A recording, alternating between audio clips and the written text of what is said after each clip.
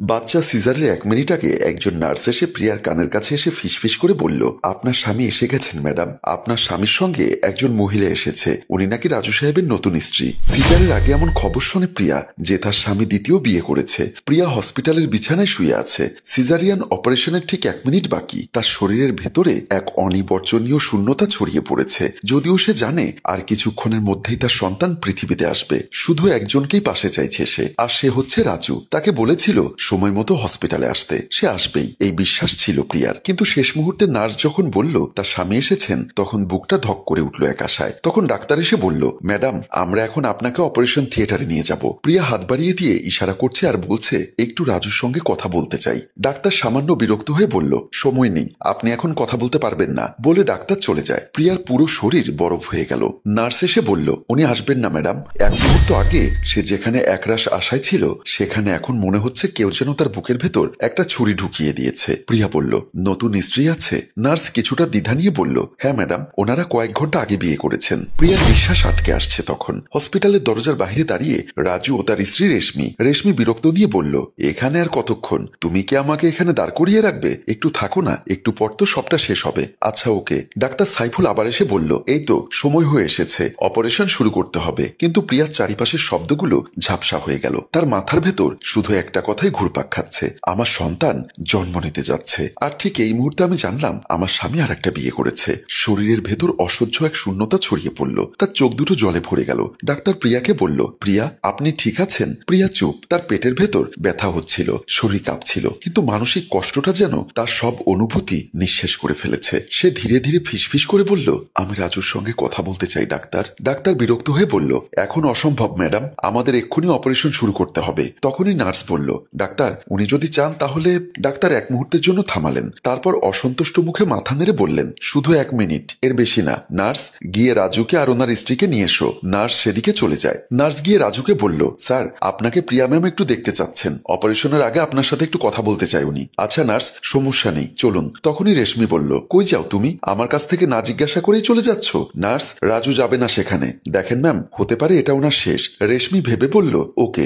রাজু দরজায় দাঁড়াবে, দরজার বেড থেকে কথা বলবে। ওকে ম্যাম, বলে নার্স ভেতরে চলে আসে। নার্স এসে বলল, ম্যাম ওনাকে ওনার নতুন স্ত্রী এখানে আসতে দিচ্ছেন না, দরজায় দাঁড়ানো ওরা, এখান থেকেই বলুন। প্রিয়া মাথা বাঁকা করে দরজার দিকে তাকিয়ে দেখে দরজার সামনে রাজু ও তার স্ত্রী দাঁড়িয়ে আছে। একজনের হাত একজন ধরে। স্মার্ট লাল শাড়িতে মোড়া এক রহস্যময়ী নারী। মুখে বিন্দুমাত্র লজ্জা বা অনুশোচনা নেই, বরং তার চোখে এক অদ্ভুত বিজয়ের ছাপ। রাজুর চোখে অনুশোচনা ছিল, কিন্তু সেটা যেন যথেষ্ট না। প্রিয়ার গলা কাঁপছে, তবুও কষ্ট করে বলল, এটা কি সত্যি রাজু? রাজু কিছু একটা বলতে গিয়েও থেমে গেল। তারপর মাথা নিচু করে বলল, প্রিয়া আমার কিছু করার ছিল না। এই একটা লাইনই যেন সব ভেঙে চুরমার করে দিল প্রিয়ার ভেতরে। প্রিয়ার চোখ বুজে এলো। ডাক্তার তখন আবারও বললেন, সময় শেষ, আমরা শুরু করছি। আর সেই মুহূর্তে নার্স গিয়ে অপারেশন থিয়েটারের দরজা বন্ধ করে দেয়। প্রিয়ার শরীর নিস্তেজ হয়ে আসছিল, কিন্তু তার মনের ভেতর তোলপাড় চলছিল। রাজু তার স্বামী, তার ভালোবাসার মানুষ, কিভাবে সে এটা করলো আর কেন? তার শরীরে প্রবাহিত ওষুধের প্রভাবে ধীরে ধীরে চোখ বন্ধ হয়ে আসছিল, কিন্তু অজ্ঞান হওয়ার আগেই তার কানে ভেসে এলো একটি কণ্ঠস্বর, সব ঠিক হয়ে যাবে প্রিয়া, আমি কিছু করতে পারলাম না। রাজুর কণ্ঠ।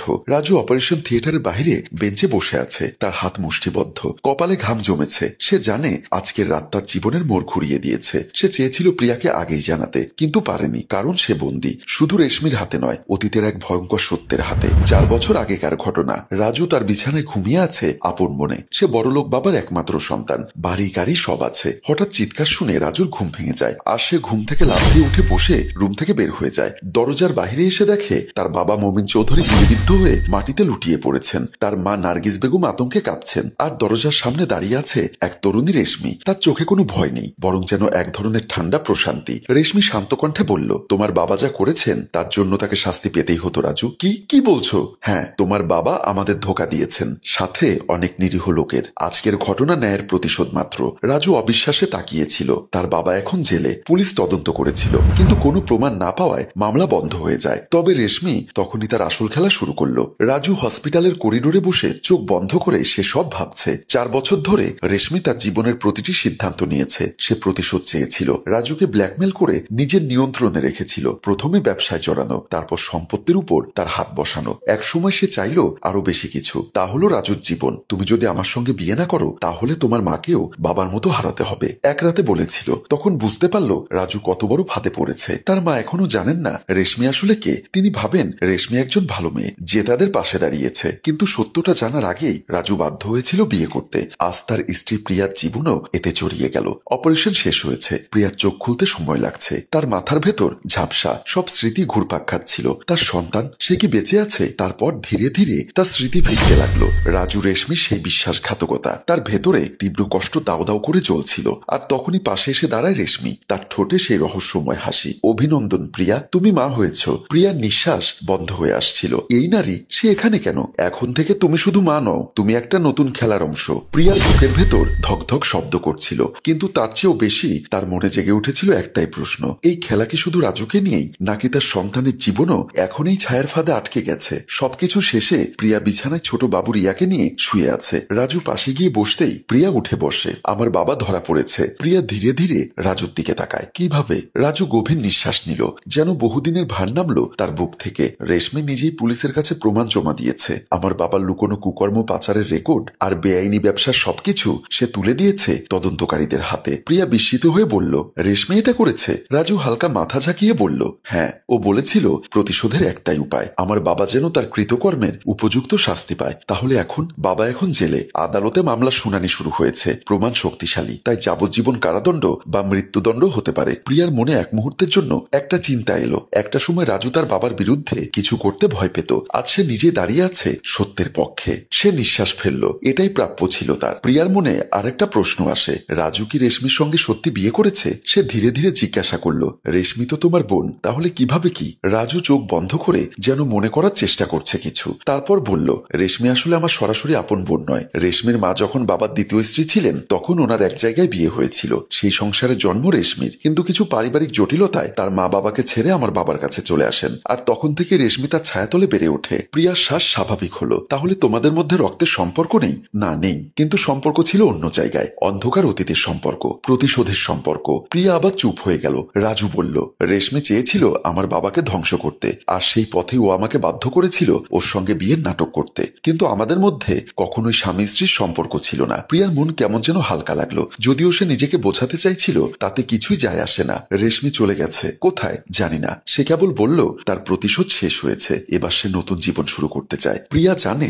যা রেশমি করছে তা মেনে নেওয়া যায় না, কিন্তু সে যন্ত্রণা বয়ে বেরিয়েছে যা কাউকে বোঝানো সম্ভব নয়। তুমি কি আমাকে ক্ষমা করতে পারবে প্রিয়া? প্রিয়া এক মুহূর্ত চুপ থেকে বলল, আমি জানি না, তবে তুমি চেষ্টার সুযোগ পেতে পারো। আমি শুধু চেষ্টা করব না তোমাকে আবার প্রেমে ফেলবো। প্রিয়া ভ্রুকুচকে তাকিয়ে বলল, আবার? রাজু মুচকি হেসে বলল, হ্যাঁ, কারণ তুমি এখন আমাকে ঘৃণা করো, কিন্তু আমি জানি আমার সেই পুরনো ভালোবাসা এখনো হারায়নি। প্রিয়া মুখ ঘুরিয়ে বলল, বিশ্বাস তো হারিয়ে গেছে। আহারে, তাহলে আমাকে অনেক পরিশ্রম করতে হবে। কি করতে হবে?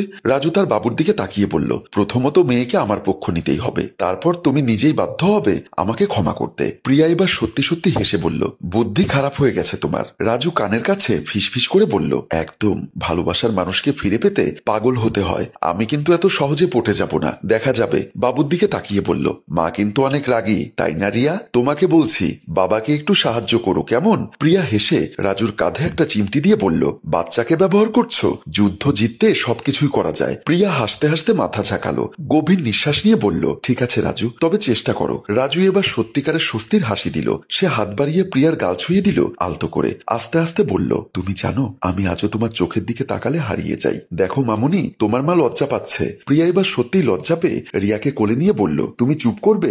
না, কারণ আমি তোমাকে হাসাতে চাই প্রিয়া, যেমন আগেও পারতাম। হয়তো সময় লাগবে, কিন্তু প্রিয়া জানে ভালোবাসা কখনো হারায় না। ধোকার ছায়া আজ কেটে গেছে, নতুন আলো আসছে, আর সুন্দর মুহূর্ত দেখিয়ে আমাদের গল্প এখানেই শেষ হয়। সম্মানিত ভিউয়ার্স, কর্মের ফল আজ হোক বা কাল আপনি তা পাবেনই। তাই অপরাধী যেই হোক না কেন, তাকে আইনের আওতায় আনার চেষ্টা করুন। গল্প